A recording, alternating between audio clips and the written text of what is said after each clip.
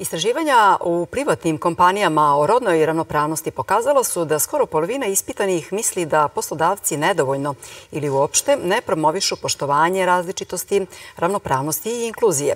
S druge strane, 80% radnika smatra da žene treba vrednovati podjednako kao muškarce. Da žena mora da radi 35 dana duže da bi zaradila platu muškarca nije novi podatak. Zna se i da su žene u Srbiji plaćene u proseku 8,8% manje. Međutim, svest o tome u privatnom sektoru je drugačija. 70% ispitanih smatra da i jedni i drugi za isti posao primaju istu platu, dok svaki šesti tu tvrdnju dovodi u pitanje.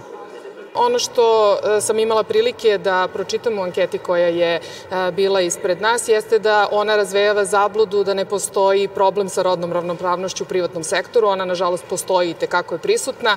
Najveće se, da kažem, problemi pojavljuju kada je u pitanju platni jaz. To je donekle bilo i očekivano, zato što to nije problem samo u privatnom sektoru, to je nekako i globalni problem. Situacija je značajno bolja nego što je bila ranija, bez obzira što mi i dalje smo svedoci da postoji rodna neravnopravnost i da je ona u određenim sektorima prilično izražena, ali bez te konstatacije da je danas bolje nego što je bilo juče, ne možemo ni očekivati da će sutra biti bolje nego što je danas, tako da se ja iskreno nadam da će ovakve manifestacije koje su u stvari u susret nacionalnom danu kojim se obeležava rodna ravnopravnost u stvari biti pokretači nekih tema u javnosti, diskusije u javnosti. To potvrđuje i praksa Poverenice za zaštitu ravnopravnosti. Najviše pritužbi na njenom stolu je za diskriminaciju na tržištu rada, a najčešće ih podnose žene. Naša praksa pokazuje svih ovih godina da je napredovanje tokom karijere vrlo veliki izazov i negde je to i očekivano, jer taj stakleni plafon i dalje gotovo perfektno funkcioniše, što možete vidjeti u ostalim i u velikim kompanijama koje žene mnogo ređe vode. Dakle, mnogo se ređe žene nalaze na najvišim pozicijama. Na tom srednjem menadžmentu je situacija mnogo drugačija. To važi i za javni sektor, ali i dalje su te, čini se, najviše pozicije rezervisane za muškarce. Ranije su naučnici dokazali da su žene bolje u čak 13 od 16 veština koje odlikuju najbolje menadžere, poput preuzimanja inicijative, samorazvoju, pokazivanja integriteta i poštenja. Potvrdili su i da su kompanije sa više od 30% žena rukovodilaca profitabilnije.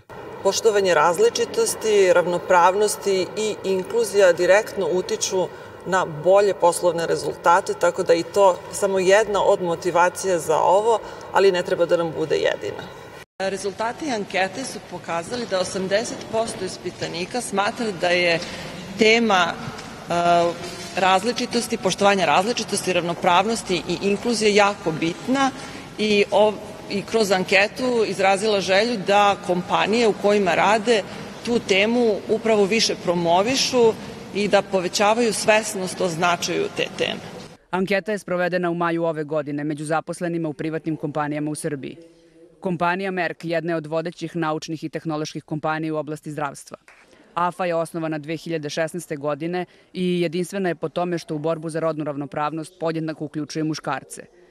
Njihova poruka je da je samo zajednički moguće postići brze promene i stvoriti ravnopravno društvo u kome će svi imati jednake mogućnosti.